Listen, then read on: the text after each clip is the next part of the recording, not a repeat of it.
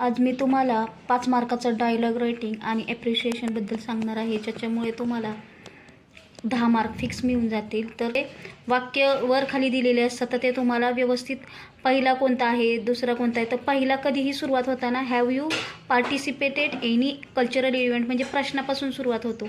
मग त्याचं आन्सर असतं की yes I have participate in a group dance event. इथं दुसरा नंबर येईल. तिसरा which song did you select. चौथा येईल I selected Punjabi folk songs. तर एवढं सोपं असतं. आणि त्याच्यानंतर Mohan do you like to watch movie. Sohan yes I like to watch movies. Mohan which is your favourite movie. Sohan Sholay is my favourite movie. त्याच्यानंतर डायलॉग रायटिंग असतं, जो कन्व्हर्सेशन असतं दोन जणांमध्ये, गणेश आणि महेश. यामध्ये the benefit of morning walk. तर मॉर्निंग वॉकचे बेनिफिट तुम्हाला 3 कन्व्हर्सेशन द्यायचं आहे. एक्सरसाइज, बॉडी मसल स्ट्रॉंग होतात. याप्रमाणे तुम्ही 3 कन्व्हर्सेशन करू शकता. तर याच्यामध्ये आता तुम्हाला यामध्ये एक दिलेलं आहे इम्पॉर्टन्स ऑफ ट्री प्लांटेशन आलेलं. तर ते Ram hi Shyam how are you. Shyam hello I am fine. There is a cool wind and shadow at the tree.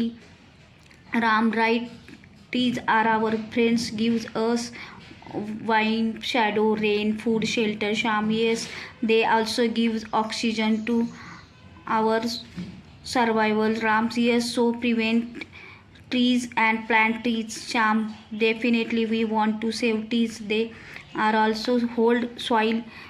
Ram we want to promise nature to take care of trees. Sham yes my friend they are very important in our life. या प्रकारे अजून इथे पण दिलेले आहेत dialogue. तर इथे दिला आहे तो इम्पॉर्टंट ऑफ स्टडी दिलेला आहे. तर ते तुम्ही पहा, तुम्हाला याच्यात उपयोग होऊन जाईल. परत जी सेकंड आहे बोर्डाची प्रश्नपत्रिका 2025ची, तर यामध्ये पण दिलेले आहेत ते डायलॉग रायटिंग आणि याप्रमाणे आहेत. तर याला 5 मार्क मिळून जातील तुम्हाला.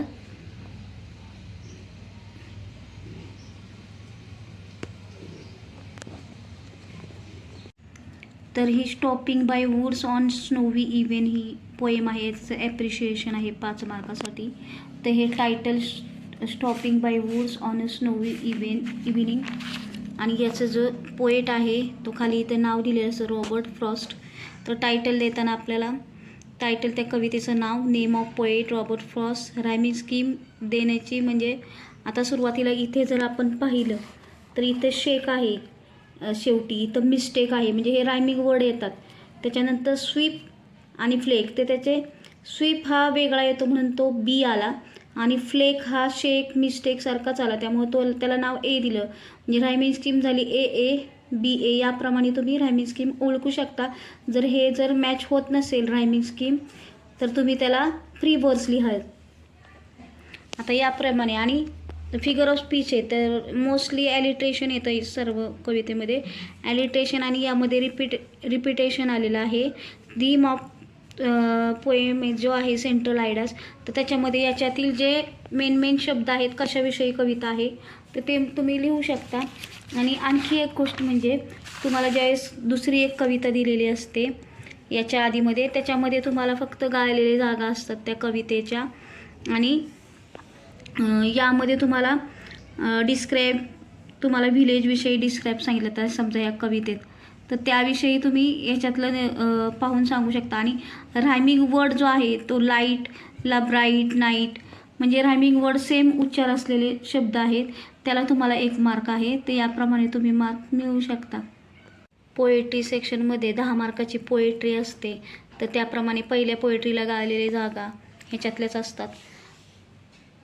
आणि याच्यातली कम्प्लीट वेब आणि पेअर्स, रायमिंग वर्ड 100% असतातच. आणि नंतरनं ॲप्रिशिएशन असतात पोएम. तर हे दुसऱ्या कवितेचं आहे, बोर्डाचा पेपर आहे हा.